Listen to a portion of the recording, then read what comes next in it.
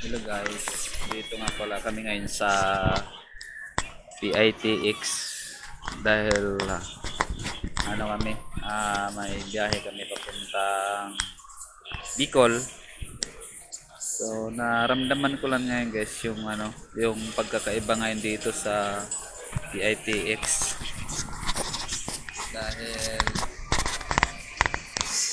nung mga nakaraan taon sa panahon ni Pangulong Duterte, no, napakalamig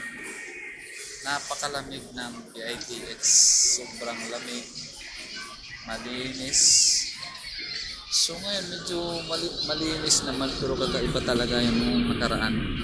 Ngayon ramdam mo yung init dito sa loob. Dati guys, kahit maraming tao, sobrang lamig talaga dito, napakalamig. Ngayon grabe ang init, kaya ito pinagpawisan ako, pero kailangan ko mag-jacket. Ang init talaga. Ngayon mga dito, mga tao dito, ayan, daming tao, pero ramdam yung init talaga, sobrang init. So maya mag-ikot-ikot tayo. Dito lang tayo nakaupo sa gate 4 kasi dito yung bus na nasasakyan natin. Yung sasakyan natin na bus dito pa parking, kaya dito tayo ngayon nakatambay.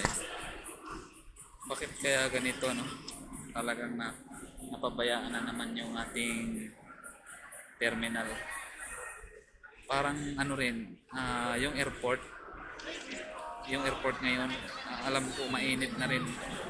Dati naman buong panahon,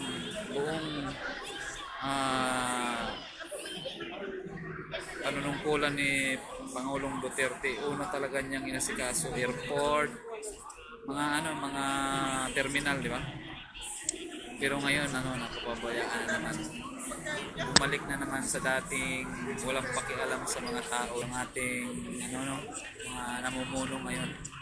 Wala na namang pakialam sa mga tao, sa mga bumuto sa kanila. So naramdaman ko lang ito, guys. Ginawa ko lang itong video na ito kasi nakita ko yung pagkakaiba, nakita ko yung pagbabago na imbis na gaganda, pumangit, di ba? So sana makarating to sa pamunuan. Hindi lang ako nakakaramdam nito. Doon sa mga nakapanood ng video ko, kung naramdaman nyo yung mga pagbabago sa lugar nyo, i-share nyo itong video na ito para makarating sa namumuno sa atin, mga nasa gobyerno. Dapat yung pagbabago, maganda yung pagbabago, hindi yung pumapangit, diba? Kaya nga tayo nagpalit ng manunungkulan dahil sana mas lalo pang gaganda, pero hindi pumangit.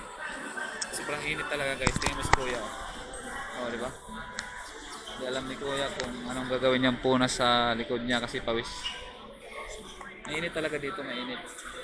So yun lang guys, pakishare lang sa video ko, share na lang sa yung mga hindi pa nakapalo sa Facebook ko, sa Gilbert Onyo, paki-follow na lang po. Thank you.